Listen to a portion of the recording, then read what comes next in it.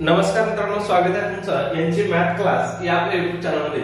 मित्रांनो, आपण महा टीईटी परीक्षेसाठी अतिशय इम्पॉर्टंट अतिशय महत्त्वपूर्ण अशी प्रश्नपत्रिका या ठिकाणी पाहत आहोत। आजचा आपला विषय आहे मराठी। तुम्हाला माहिती आहे मराठी पेपर दोन्ही मराठी हा विषय दोन्ही पेपरसाठी काय आहे 30 मार्काला या ठिकाणी विचारला जातो। ठीक आहे, मग या ठिकाणी आपण तुमचा जास्त वेळ घेत नाही, पहिला प्रश्न बघूया। अलीकडे मी तुम्हाला एकही पत्र लिहिले नाही या वाक्यातील अधोरेखित शब्दाला काय म्हणता येईल असं विचारले। आणि आता या ठिकाणी कोणत्या शब्दाला अधोरेखित केलेला आहे तर अलीकडे या शब्दाला अधोरेखित केलेला आहे आणि या शब्दाला ह्या वाक्यामध्ये काय म्हणता येईल असं आपल्याला विचारले। ऑप्शन काय दिले बघूया। उद्देश, विधेय विस्तार, कर्म आणि क्रियापद। आता हा जो प्रश्न आहे हा प्रश्न कोणत्या चॅप्टरचा आहे तर वाक्याचे पृथक्करण याच्यावरील हा प्रश्न आहे। ज्याला वाक्याचं पृथक्करण करायला जमलं ना त्याला सगळं मराठी व्याकरण जमलं असं म्हणलं जातं। ठीक आहे, मग या ठिकाणी बघूया वाक्य काय आपल्याला। अलीकडे मी तुम्हाला एकही पत्र लिहिले नाही, त्याच्यातले आपल्याला अलीकडे या शब्दाचं काय सांगितलं, आपल्याला काय म्हणतात असं आपल्याला या ठिकाणी विचारलंय किंवा सांगितलंय। ठीक आहे, मग बघूया उद्देश, विधेय विस्तार, कर्म आणि क्रियापद। ठीक आहे, मग या ठिकाणी अलीकडे हे काय आहे तर विधेय विस्तार आहे। अलीकडे काय आहे विधेय विस्तार आहे। मग आता विधेय विस्तार म्हणजे काय तर विधेय विस्तार म्हणजे विधेय म्हणजे काय क्रियापद। तुम्हाला माहिती विधेय म्हणजे काय क्रियापद। मग क्रियापदाबद्दल जास्तीची माहिती देणाऱ्या शब्दाला काय म्हणतात विधेय विस्तार म्हणतात। म्हणजे तो शब्द काय करतो क्रियापदाबद्दल जास्त माहिती देतो आपल्याला, त्याला काय म्हणतात विधेय विस्तार म्हणतात। ठीक आहे, त्यालाच आपण क्रिया विशेषण असं सुद्धा म्हणतो। ठीक आहे, क्रिया विशेषण आणि विधेय विस्तार काय आहे जवळपास एकच आहे। मग बघा याच्यामध्ये काय होता विधेय काय बघा लिहिले नाही हे विधेय आहे। अलीकडे हे कोणाबद्दल माहिती सांगतोय हे जरी वाक्याच्या सुरुवातीला असलं तरी ते लिहिले नाही बद्दल जास्तीची माहिती सांगते म्हणून त्याला काय म्हणतात विधेय विस्तार म्हणतात। आता बघा लिहिले नाही हा काय आहे विधेय आहे। या वाक्यामध्ये उद्देश कोण आहे म्हणजे कर्ता कोण आहे बघा मी करते। ठीक आहे, त्याच्यानंतर कर्म कोण आहे म्हणजे लिहिण्याची क्रिया कोणावरती घडली कर्म कोण आहे पत्र आहे। ठीक आहे, त्याच्यानंतर कर्म विस्तार, कर्म विस्तार काय आहे तर एकही हे बघा हे कर्माबद्दल माहिती सांगते की जास्त, मग हे आहे कर्म विस्तार। ठीक आहे, त्याच्यानंतर विधेयपूरक, विधेयपूरक काय आहे तुम्हाला, हे काय आहे तुम्हाला विधेयपूरक आहे।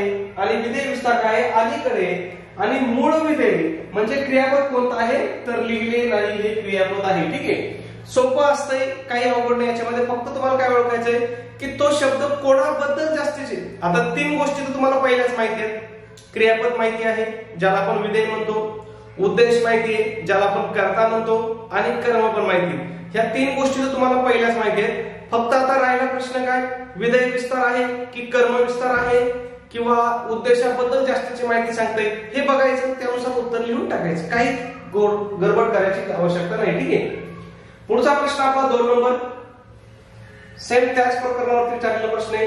एके दिवशी युद्ध बंद झाल्याची बातमी येऊन थडकली झालेली तर दबायचं होतं। ठीक आहे, या वाक्यातील विधेय विस्तार कोणते। आता काय एके दिवशी युद्ध बंद झाल्याची बातमी येऊन थडकली या वाक्यातील विधेय विस्तार काय असं आपण विचारलं। विधेय विस्तार विचारला आपण, पुन्हा काय विचारलाय विधेय विस्तार विचारलाय। ठीक आहे, मग बघूया आता याच्यामध्ये विधेय विस्तार काय असेल। ऑप्शन बघा थडकली, युद्ध बंद झाल्याची बातमी, येऊन एके दिवशी। मग या ठिकाणी विधेय विस्तार काय असणार आहे तर येऊन एके दिवशी हा विधेय विस्तार असणार आहे। बघा हे काय आहे आपला विधेय आहे, मग एके दिवशी काय त्याच्याबद्दल काय करतंय जास्तीची माहिती सांगते। त्याच्यानंतर येऊन सुद्धा काय विधेयाबद्दलची जास्तीची माहिती सांगते, म्हणून आपल्याला काय एके दिवशी आणि येऊन हे दोन्ही शब्द काय आपल्या ठिकाणी विधेय विस्ताराचं काम करतात। आता या ठिकाणी मूळ उद्देश कोण आहे म्हणजे कर्ता कोण आहे बघा बातमी कर्ता आहे। उद्देश विस्तार तर तुम्हाला सांगितलं मी आता। ठीक आहे, युद्ध बंद झाल्याची उद्देश विस्तार काय याच्यामध्ये युद्ध बंद झाल्याची, बघा युद्ध बंद झाल्याची बातमी म्हणजे काय करतंय बातमीबद्दल जास्तीची माहिती सांगताय, मग हे काय आहे उद्देश विस्तार आहे। म्हणजे बातमी आपला कर्ता आहे, कर्त्याबद्दल हे जास्त माहिती सांगते म्हणून हा काय कर्त्याचा विस्तार आहे, त्यालाच काय म्हटलं जातं उद्देश विस्तार म्हटलं जातं। ठीक आहे, त्याच्यानंतर मूळ विधेय काय आपलं थडकली, जसा शब्द आहे तसाच आपण घेऊ थडकलीच आहे। एकाच इतक्या ठिकाणी आपली टायपिंग मिस्टेक होणार नाही. इथं थडकली आहे, इथं थडकली आहे. ठीक आहे. तर ठीक आहे, मग मूळ विधेय काय आपलं थडकली आहे आणि विधेय विस्तार काय आपला येऊन एके दिवशी. ठीक आहे. तर ते सोपं असतंय, फक्त बघायचं कोणता शब्द आपल्याला त्याच्याबद्दल जास्त माहिती सांगतोय. आता विधेय विस्ताराची व्याख्या मी तुम्हाला अगोदर पण सांगितली, तरी पुन्हा एकदा सांगतो. क्रियापदाबद्दल अधिक माहिती सांगणाऱ्या शब्दांना विधेय विस्तार असे म्हणतात. सरळ सरळ क्रियापदाला केव्हा, कोठे, कसे, किती वेळा, किती प्रमाणात असे प्रश्न विचारल्यास येणारे उत्तर विधेय विस्तार असते. वाक्यातील क्रियाविशेषण बघा काय सांगतो तुम्हाला, वाक्यातील क्रियाविशेषण हेच काय करतं, विधेय विस्ताराचं सुद्धा कार्य करतं. ठीक आहे, म्हणजे सोपं आहे. पुढचा प्रश्न बघूया. प्रश्न क्रमांक 3 नंबर. उद्देश व विधेय हे डॅटाचे घटक होत. वरील रिकाम्या जागेत अचूक पर्याय भरा. मग उद्देश आणि विधेय हे कशाचे घटक आहेत, तर हे वाक्याचे घटक आहेत. उद्देश आणि विधेय काय आहेत, वाक्याचे घटक आहेत. उद्देश म्हणजे कोण, तर कर्ता, आणि विधेय म्हणजे कोण, कर्म. ठीक आहे, हे दोन्ही काय आहेत, वाक्याचे घटक आहेत. मग वाक्याचे 2 घटक असतात महत्वाचे, कोणकोणते, उद्देश आणि विधेय असतात. कोणत्याही वाक्याचे उद्देश व विधेय हे काय असतात, प्रथमोपस्थित संघटक असतात. ठीक आहे, प्रश्न जशाच तसा विचारू शकतात. पुढचा प्रश्न 4 नंबर. सुरेशने गाणे सुरेल म्हटले या वाक्यातील कर्मविस्तार ओळखा. इथे काय वाटतंय आपल्याला, कर्मविस्तार म्हणजे कर्माबद्दल जास्तीची माहिती सांगणार आपल्याला शब्द ओळखायचा आहे. बघूया. आता या ठिकाणी प्रश्न खूप सोपा विचारतात त्यांनी वाक्य. इथं क्रियापद काय आपलं, विधेय काय आहे. एक मिनिट, 2-3 वेळेस कोणाचा तरी फोन येतोय. हॅलो, मॅडम लेक्चर चालू, थोड्या वेळ फोन करतो तुम्हाला. ठीक आहे, मग इथं आपला उद्देश काय आहे, म्हटले आहे. मग या ठिकाणी बघा, सॉरी उद्देश नाही, आपलं विधेय काय आहे, म्हटले आहे. विधेय म्हणजेच काय, क्रियापद आहे. मग म्हणणारा कोण आहे, म्हणणारा कोण, सुरेश. सुरेश काय असेल आपला, कर्ता होईल. ठीक आहे. म्हणण्याची क्रिया कोणावरती घडली, गाण्यावरती होते. मग गाणे आपलं काय होईल, कर्म होईल. मग कर्माबद्दल माहिती सांगणार ते एकच शब्द उरला, तो म्हणजे कोणता, सुरेल. गाणं कसं गातोय तो, गाणं कसं गातोय, तर असा आपण कर्माला प्रश्न विचारला तर उत्तर काय येईल आपलं, सुरेल. मग कुठे सुरेल ऑप्शन, बघा पहिलाच ऑप्शन आहे सुरेल. म्हणजे याच्यामध्ये एकच शब्द वेगळा दिला होता, म्हणजे तोच आपण उत्तर लिहून टाकायचं होतं. ठीक आहे. पुढचा प्रश्न पाहण्याबरोबर एक छोटीशी पण अतिशय महत्वपूर्ण अशी सूचना मित्रांनो. आपण या ठिकाणी महा-टीईटी परीक्षेसाठी अतिशय इम्पॉर्टंट, अतिशय महत्वपूर्ण अशी टेस्ट सिरीज या ठिकाणी सुरू केलेली आहे. आपल्या टेस्ट सिरीजचं वैशिष्ट्य की या ठिकाणी संपूर्ण अभ्यासक्रमावर आधारित अशी आपली टेस्ट सिरीज असणार आहे. मग या टेस्ट सिरीज मध्ये आपल्याला काय काय भेटेल बघा, तर या ठिकाणी आपल्याला 10 टेस्ट पेपर भेटतील. त्याचबरोबर आतापर्यंत झालेल्या टीईटीच्या सर्व प्रश्नपत्रिका तुम्हाला या सोबत प्रोव्हाइड केल्या जातील. त्यासोबत त्याचे काय असेल, आन्सर की सुद्धा तुम्हाला या ठिकाणी प्रोव्हाइड केली जाईल. ठीक आहे. त्याचबरोबर या 10 टेस्ट सिरीज वरतीच आपण तुम्हाला फ्री मध्ये अतिशय आयएमपी अशा नोट्स सुद्धा प्रोव्हाइड करणार आहोत. मग यामध्ये कोणकोणत्या विषयाच्या नोट्स असतील, मराठी असेल, इंग्रजी असेल, गणित बुद्धिमत्ता असेल, इतिहास असेल, भूगोल असेल, त्याचबरोबर मानसशास्त्राच्या सुद्धा अतिशय आयएमपी अशा नोट्स असतील. आणि सगळ्यात महत्वाचं, सगळ्यात आयएमपी जर म्हटलं तर काय, इयत्ता 4थी ते 8वीचे इतिहास, भूगोल, राज्यशास्त्र आणि विज्ञान ह्या विषयाच्या सुद्धा अतिशय आयएमपी नोट्स असतील. म्हणजे जर एवढ्या दोन्ही नोट्स जर तुम्ही केल्या तर तुम्ही 50 मार्क या ठिकाणी या 2 नोट्स मधूनच घेऊ शकता. ठीक आहे. मानसशास्त्राला 30 पैकी 25 घेऊ शकता, आणि इथं परिसर अभ्यास असेल किंवा तुमचा समाजशास्त्र असेल किंवा तुमचं विज्ञान असेल तिथं सुद्धा तुम्ही 30 पैकी 25 मार्क या ठिकाणी घेऊ शकता. ठीक आहे. एवढ्या आयएमपी अशा नोट्स आहेत. मग जर तुम्ही एवढ्या मटेरियलचा अभ्यास केला तर तुम्ही परीक्षेमध्ये 100% काय होणार, 100 पेक्षा जास्त मार्क घेऊन पास होणार. 90 मार्क घेऊन नाही तर 100 पेक्षा जास्त मार्क घेऊन तुम्ही परीक्षेमध्ये 100% पास होणार. ठीक आहे. मग या मटेरियलची आपली किंमत किती आहे आपल्या टेस्ट सिरीजची, तर फक्त 200 रुपये प्राइस आहे. त्याच्यामध्ये सुद्धा विद्यार्थ्याच्या मागणीस्तव आपली ऑफर चालू आहे. जर तुम्ही ऑफर नुसार आज जर आपली टेस्ट सिरीज घेतली तर ही टेस्ट सिरीज तुम्हाला फक्त किती रुपयात पडेल, तर 139 रुपयाला तुम्हाला ही टेस्ट सिरीज पडेल. मग हे 139 रुपये तुम्हाला कुठं पे करायचे, तर तुमच्याकडे गुगल पे असेल फोन पे असेल त्या ठिकाणी आपला नंबर आहे 9689141630. फोन पे गुगल पे ला आपला नंबर आहे 9689141630. या नंबरवरती तुम्हाला काय करायचंय 139 रुपये पे करायचे आणि तुम्ही जे पैसे पाठवले त्याचा काय करायचं आहे एक स्क्रीनशॉट काढायचा आहे आणि तो स्क्रीनशॉट मला व्हॉट्सअपला शेअर करायचा आहे, व्हॉट्सअपला टाकायचा आहे. व्हॉट्सअपला सुद्धा आपला हाच नंबर आहे 9689141630. ठीक आहे. तुमचा स्क्रीनशॉट मिळाल्याबरोबर 5 मिनिटांमध्ये तुम्हाला संपूर्ण मटेरियल काय पीडीएफ स्वरूपामध्ये या ठिकाणी व्हॉट्सअप वरतीच प्रोव्हाइड केलं जाईल. बघूया पुढचा प्रश्न 5 नंबर. लेखन नियमानुसार अचूक शब्द ओळखा. आता आपल्याला अचूक शब्द ओळखायचं सांगितलंय. मग अचूक शब्द ओळखताना काय करायचं सगळे पर्याय बघायचे. काय इथं काय होतंय वार्ताहर. खरा शब्द काय आहे वार्ताहर आहे. मग वार्ताहर चुकतोय. इथं काय केलंय वार्ताहर हे पण चुकीचं आहे. वार्ताहर हा शब्द बरोबर आहे. इथं पुन्हा वार्ताहर केले हा शब्द चूक आहे. ठीक आहे. म्हणजे सोपं असतंय फक्त प्रश्न वाचताना बारकाईने वाचायचा. पुढचा प्रश्न आहे आपला 6 नंबर. छावा या कादंबरीचे लेखक कोण आहे. आता मला वाटत नाही की महाराष्ट्रातल्या कुठल्या शिक्षकाचं आणि कुठल्या भावी शिक्षकाचं हे उत्तर चुकल, कारण महाराष्ट्रातल्या लहान थोरांना सगळ्यांना माहिती आहे की छावा ही कादंबरी कोणाची आहे. तर ही कादंबरी कोणाची आहे शिवाजी सावंत यांची आहे. ठीक आहे. त्याच्यावरती आता छावा चित्रपट येऊन गेला, पाहिला नसेल तर नक्की बघा, खूप छान चित्रपट आहे. मग शिवाजी सावंत यांचे बाकीचे पण लक्षात ठेवायचे. मृत्युंजयवरती सुद्धा प्रश्न परीक्षेमध्ये विचारलेला आहे, त्याच्यामुळे इम्पॉर्टंट आहे. युगंधर पण लक्षात ठेवा. त्याच्यानंतर वि स खांडेकर, आता इथं ऑप्शन होता आपल्याला वि स खांडेकर, त्यांचं पण लक्षात ठेवायचं. समाधीवरची फुले, अमृतवेल याच्यावरती प्रश्न आलेला आहे. ययातीवरती प्रश्न विचारलेला आहे. सांजवात, त्याच्यानंतर बी.सी. मर्डेकर. ठीक आहे. रात्रीचा दिवस, तांबडी माती आणि पाणी. आणि आता या ठिकाणी तुम्हाला एक रणजित देसाईंचं सुद्धा लक्षात ठेवायचंय. स्वामी असेल, श्रीमान योगी असेल, पावनखिंड असेल, याच्यावरती सुद्धा अजून मला वाटतं पानिपत याच्यावरती सुद्धा वारंवार प्रश्न परीक्षेत विचारलेले आहेत. पुढचा 7 नंबर प्रश्न. विरुद्धार्थी शब्दाबाबत खालीलपैकी चुकीची जोडी शोधा. कोणती जोडी शोधायला सांगितलं आपल्याला चुकीची जोडी. मग बघूया. देव दानव. आता देव दानव ही जोडी काय आहे बरोबर आहे का, तर आपल्याला विरुद्धार्थी शब्दाची जोडी ओळखायला सांगितली. सबल दुर्बल ही जोडी सुद्धा काय बरोबर आहे.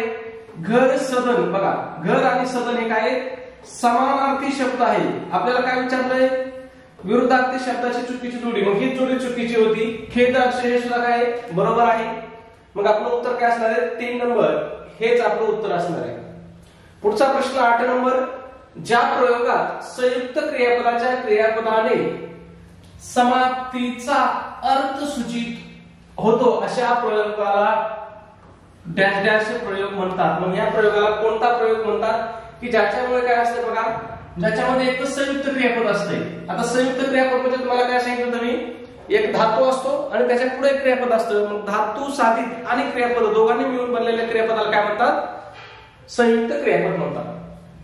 मग हा कोणता आणि अर्थ कशाचा संपलं बघा इथं समाप्तीचा. मग समाप्तीचा अर्थ म्हटलं की समापन कर्मणी प्रयोग. कोणता समापन कर्मणी प्रयोग. ठीक आहे. मग बघा समापन कर्मणी प्रयोगाची व्याख्या लक्षात ठेवा. ज्या प्रयोगात संयुक्त क्रियापदाच्या क्रियापदाने समाप्तीचा अर्थ सूचित होतो अशा प्रयोगाला समापन कर्मणी प्रयोग म्हणतात. याचं जर उदाहरण पाहिलं तर हे परीक्षेत आलेलं उदाहरण आहे. त्याची गोष्ट लिहून झाली. बघा हे काय आहे संयुक्त क्रियापद लिहून झाली. सरळ सरळ सांगतो संयुक्त क्रियापद म्हणजे काय 2 शब्दांनी बनलेलं क्रियापद. बघा लिहून झाली आहेत का नाही 2 शब्द, मग याला म्हणतात संयुक्त क्रियापद. आणि इथं काय झालंय क्रिया संपली की नाही समाप्तीचा अर्थ झाला की नाही त्याची गोष्ट लिहून झाली समाप्त झाली. ठीक आहे. मग हा काय समापन कर्मणी आहे. बाकीचे हे जे आहेत प्राचीन कर्मणी, शक्य कर्मणी, नवीन कर्मणी यांच्यावरती सुद्धा परीक्षेत वारंवार प्रश्न विचारलेले आहेत. महत्वाचं आहे लक्षात ठेवा. म्हणून प्राचीन कर्मणी प्रयोगात लक्षात ठेवायचं आहे. प्राचीन मराठी काव्यात सकर्मक धातूला ज हा प्रत्यय लावून करीजे, बोलीजे, कीजे, देजे अशी रचना केलेली असते. त्याला काय म्हणतात प्राचीन कर्मणी प्रयोग म्हणतात. सोपं आहे.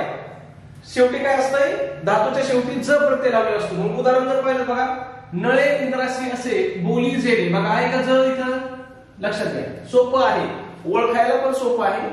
त्याच्यानंतर शक्य कर्मणी सोपं आहे. हे 4ही कर्मणी प्रयोग आहेत ना ओळखायला पण सोपे आहेत आणि त्यांची व्याख्या लक्षात ठेवायला पण सोपे आहेत, कारण त्यांच्या नावामध्येच त्यांना सांगितलेले.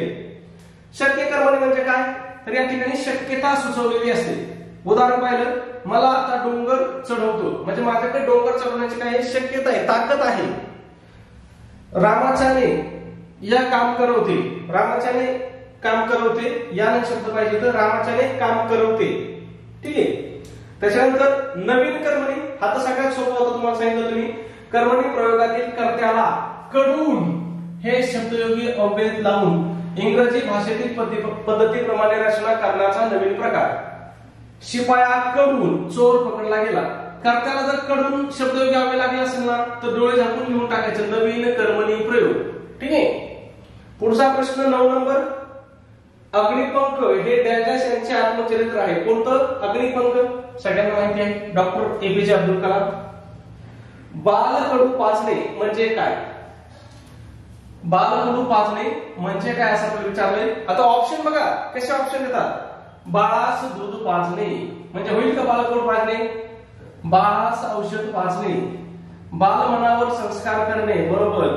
बाळास शिकवणे, बालमनावरती संस्कार करणे, त्यालाच काय म्हणतात? बाळकडू पाजणे म्हणतात. पुढचा प्रश्न. तोंडात तीळ न भिजणे या वाक्प्रचाराचा अर्थ ओळखा. तोंडात तीळ न भिजणे म्हणजेच कोणतीही गुप्त गोष्ट प्रकट करणे, त्यालाच काय म्हणतात? तोंडात तीळ न भिजणे. त्याच्यानंतर इथं हाव सुटणे बघा. हाव सुटणे म्हणजे काय? आदाशीपणा करणे किंवा हावरेटपणा करणे. अवास्तव बोलणे म्हणजे काय? मर्यादा सोडून उद्धटपणे बोलणे, त्यालाच आपण काय म्हणतो? अवास्तव बोलणे. आणि थुंकून देणे बघा, इथं ऑप्शन आहे थुंकून देणे. मग थुंकून देणे म्हणजे काय? त्याग करणे किंवा सोडून देणे. आपण म्हणते का मी थुंकतो तुझ्या संपत्तीवरती. ठीक आहे. मग काय थुंकून, असं कोणी थुंकत नाही, कोणी त्याग करत नाही संपत्तीचा, पण म्हणतो, म्हणायला काय. पुढचा प्रश्न 12 नंबर. वाक्याचा प्रकार ओळखा. मला परीक्षेत पहिला वर्ग मिळावा.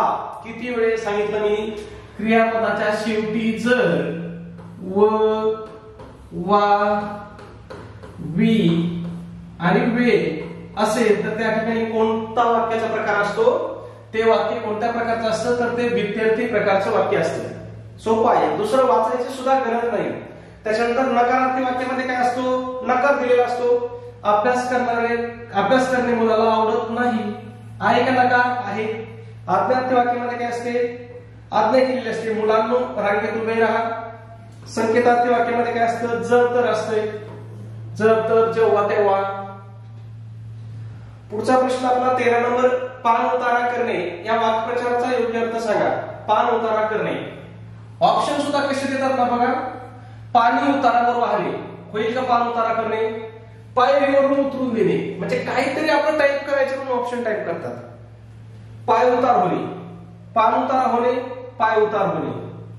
अपमान करणे काय? पान उतारा करणे म्हणजेच काय करणे? तर अपमान करणे. पुढचा प्रश्न 14 नंबर. सावळा गोंधळ या अलंकारिक शब्दाचा अर्थ सांगा. कोणत्या शब्दाचा? सावळा गोंधळ. नीटनेटकेपणा होईल का? नाही. अव्यवस्थितपणाचा कारभार हाच होईल सावळा गोंधळ म्हणजेच काय? अव्यवस्थितपणाचा कारभार. 15 नंबर. दाती तृण धरणे म्हणजे काय? दाती तृण धरणे म्हणजेच शरण येणे. इम्पॉर्टंट आहे, परीक्षेमध्ये आतापर्यंत 2 वेळेस जशाचा तसा प्रश्न विचारलाय. पुढचा प्रश्न आहे 16 नंबर. सुरुवात या शब्दाचा समानार्थी नसलेला शब्द कोणता? प्रश्न व्यवस्थित आहे का? समानार्थी नसलेला शब्द विचारलाय. समानार्थी नसलेला. नाही तर काय होतं, आपल्याला वाटतं सुरुवात समानार्थी शब्द, आपण प्रारंभ लगेच लिहून मोकळं होतो आणि मग आपलं उत्तर चुकतं. त्यांनी नसलेला विचारलाय. मग प्रारंभ आहे, श्री गणेश आहे, अंत नाही, मग अंत हेच आपलं उत्तर असेल, आरंभ आहे. मग सुरुवात या शब्दाचा समानार्थी शब्द कोणता नाही 4 पैकी? तर अंत नाही. हा काय सुरुवातीच्या विरुद्धार्थी शब्दाचा शब्द आहे अंत. मग लक्षात ठेवायचं सुरुवातीचे समानार्थी शब्द प्रारंभ, श्री गणेशा, आरंभ. अंतचं काय आहे? शेवट आणि इतिश्री. पुढचा प्रश्न 17 नंबर. साक्षरता प्रसार शिबिराचे निमंत्रण असते तर शिक्षक सहभागी झाले असते. वाक्य प्रकार ओळखा. आता या ठिकाणी वाक्याचा आपल्याला प्रकार ओळखायला सांगितलाय. साक्षरता प्रसार शिबिरात निमंत्रण आले असते तर काय आलं इथं, तर आले की नाही. मग जर तर असलं तर कोणतं वाक्य सांगितलं तरी तुम्हाला संकेतार्थी वाक्य. वाक्य प्रकार हा चॅप्टर सोपा आहे आणि याच्यामध्ये प्रत्येक परीक्षेमध्ये आतापर्यंत 2 किंवा 3 प्रश्न या ठिकाणी विचारलेले आहेत. पण हा काय सगळ्यात सोपा प्रकार आहे, सगळ्यात सोपं प्रकरण आहे. शंकर पाटील यांनी लिहिलेल्या पुस्तकाचे नाव सांगा. थोडासा अवघड प्रश्न आता. शंकर पाटील यांनी लिहिलेल्या पुस्तकाचं नाव काय आहे, वळीव आहे. काय आहे, वळीव आहे. त्याच्यानंतर खोगीर भरतीचा ऑप्शन आहे. खोगीर भरती कोणाचा आहे तुम्हाला माहिती आहे, सगळ्यांना माहिती मला वाटतंय. कोणाचा आहे, पु ल देशपांडे यांचा आहे. त्याच्यानंतर नातीगोती, हे लक्षात ठेवा, नातीगोतीवरती सुद्धा प्रश्न विचारलेला आहे. हे कोणाचा आहे, अशोक देशपांडे. अशोक देशपांडे यांचं काय आहे, नातीगोती आहे. पुढचा प्रश्न 19 नंबर. खालीलपैकी शुद्ध शब्द कोणता, जीव घेणा, जीव घाणा, जीव घेणा, जीव घेणा. आता यापैकी बघा इथं काय आहे, ह्या जला पहिली वेलांटी असते की दुसरी वेलांटी असते याच्यामध्ये कन्फ्युजन होऊ शकतं. मग याला इथं काय असते, पहिली वेलांटी असते. त्याच्यानंतर अजून कन्फ्युजन कुठं होऊ शकतं, नळे बाणाचा असतो की न रे नळाचा असतो. मग हे काय, न रे बाणाचा असतो, लक्षात ठेवा. पुढचा प्रश्न म्हणजेच आपला शेवटचा प्रश्न. आरोग्य समानार्थी असलेला शब्द ओळखा. इथं आपल्याला एक शब्द दिलाय आरोग्य हा शब्द आणि या शब्दाचा समानार्थी असलेला शब्द ओळखायचा आहे. ऑप्शन काय बघा, मन, शरीर, ताकद, निरोगीपणा. मग या प्रश्नाचं उत्तर तुम्हाला काय करायचं मित्रांनो, कमेंट मध्ये सांगायचं आहे. तुम्ही जर सबस्क्राईब केलं नसेल तर लगेच सबस्क्राईब करून घ्या. व्हिडिओ आवडला असेल तर प्लीज व्हिडिओला एक लाईक करा आणि आपला व्हिडिओ तुम्हाला कसा वाटतो हे सुद्धा कमेंट मध्ये नक्की सांगत चला. ओके, धन्यवाद मित्रांनो.